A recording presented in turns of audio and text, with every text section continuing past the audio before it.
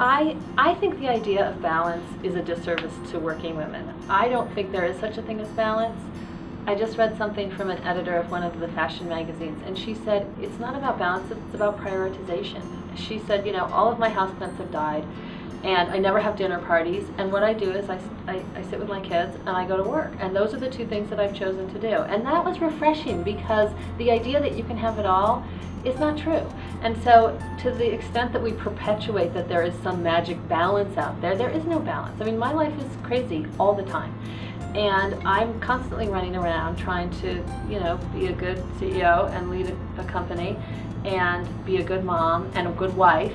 And those are my three priorities. And then, you know, friendships and personal time, those things all fall to number two. And I try and do some of those when I really need them. But I think that the idea that you can have it all, you can't have it all. You just can't. It doesn't exist.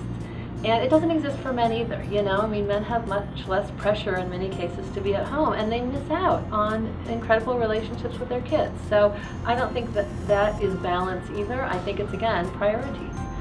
So I try and just keep my eye, but it's not busy. It's not easy. You know, I always feel guilty if I'm doing one thing more or less. I think as a women-focused organization, though, with women in Uganda that we work with, and mostly women staff, we try to focus a little bit more on going home at the end of the day. You know, recognizing that people have lives outside of work, that you can't just work somebody 20 hours a day, because at the end of the day you don't get real value back. So maybe that makes it a little easier. I don't know. I don't think I have a very good answer.